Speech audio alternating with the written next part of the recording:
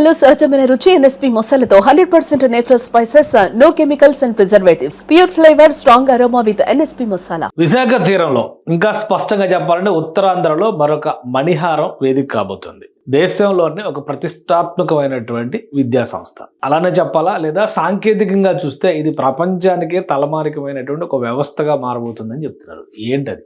GMR Mansas aerospace Edu City. వైమానిక రంగానికి సంబంధించినటువంటి అన్ని విభాగాలు, అన్ని రకాల అంగాలకి సంబంధించిన శిక్షణ కార్యక్రమాలు ఇక్కడ ప్రారంభించబోతున్నారు. ప్రతిష్టాత్మకమైనటువంటి జిఎంఆర్ సంస్థ హైదరాబాద్ ఇంటర్నేషనల్ ఎయిర్పోర్ట్ మాత్రమే కాదు, ఢిల్లీ ఇంటర్నేషనల్ ఎయిర్పోర్ట్, అలానే 4-5 దేశాల్లో ఎయిర్పోర్ట్స్ ఆపరేట్ చేస్తున్నటువంటి అతిపెద్ద సంస్థ జిఎంఆర్ గ్రూప్. ఈ జిఎంఆర్ గ్రూప్ ఆధ్వర్యంలో ఏరోస్పేస్ సిటీని విశాఖపట్నం, ముఖ్యంగా భోగాపురం ఎయిర్పోర్ట్ ని ఆనుకుని ఉన్నటువంటి ప్రదేశంలో సృష్టించారు. దీనికి సంబంధించి ఇక్కడ చూస్తే కనుక భోగాపురం ఎయిర్పోర్ట్ మోస్ట్లీ ఒక 6 నెలలు, జూన్ వరకు టార్గెట్ పెట్టుకున్నారు. మేలోనే స్టార్ట్ చేసే అవకాశం ఉందనేటువంటి మాట మంత్రి కింజరాపు రామ్మోహన్ నాయుడు చెప్తున్నారు. సో దీనికి సంబంధించి స్పష్టంగా చూస్తే కనుక ఇది భోగాపురం ఇంటర్నేషనల్ ఎయిర్పోర్ట్ విశాఖ జిల్లా అలానే విజయనగరం జిల్లా మధ్యలో ఉండేటువంటి ప్లేసు. ఇది ఒక 6 నుంచి 7 నెలల్లో వినియోగంలోకి రాబోతుంది. జిఎంఆర్ గ్రూప్ ఇప్పుడు ఇక్కడ జిఎంఆర్ మాన్సాస్ ఏవియేషన్ ఎడ్యూసిటీ అంటే యూనివర్సిటీ అని కూడా పెట్టలేదు దీనికి పేరు. కేంద్ర పౌర విమానయాన శాఖ మంత్రి రామ్మోహన్ నాయుడు, అలానే రాష్ట్ర మంత్రి నారా లోకేష్ గారు, ఇటు చూస్తే స్పీకర్ గారు, ఇంకా అక్కడ లోకల్ గా ఉన్న ప్రజాప్రతినిధులు, ఉత్తరాంధ్ర పెద్ద మనిషి పూసపాటి అశోక్ గజపతిరాజు గారు ప్రస్తుతం గోవా గవర్నర్ గా ఉన్నారు.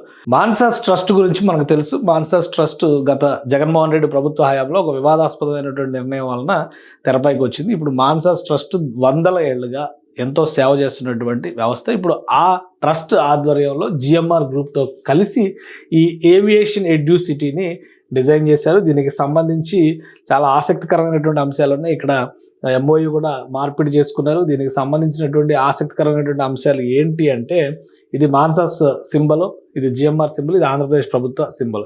సో ఈ 3 జాయింట్ వెంచర్గా 160 ఎకరాల్లో ఈ ఏవియేషన్ ఎడ్యూసిటీని స్టార్ట్ చేస్తున్నారు. ఈ ఏవియేషన్ ఎడ్యూసిటీని వివిధ యూనివర్సిటీలకి కేంద్ర స్థానంగా మలచాలనేటువంటి ఆలోచన చేస్తున్నట్టుగా మంత్రి నారా లోకేష్ ప్రకటించారు.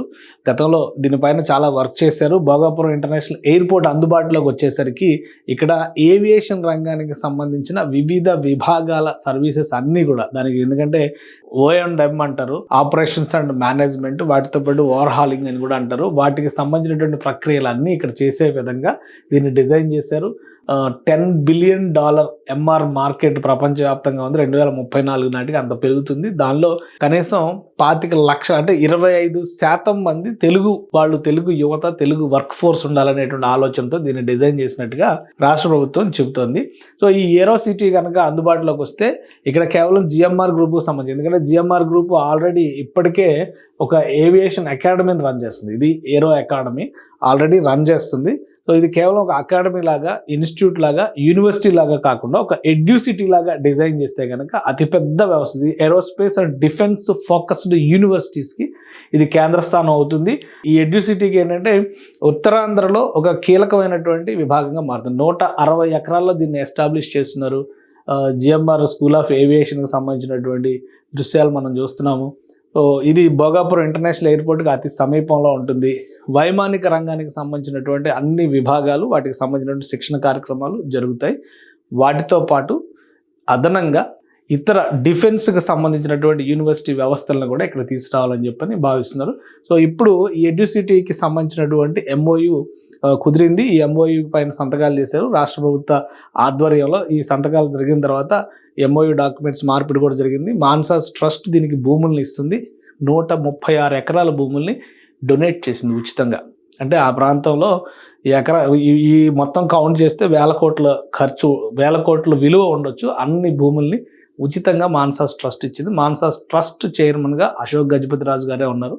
అనువంశిక ధర్మకర్తగా ఆయన వ్యవహరిస్తున్నారు.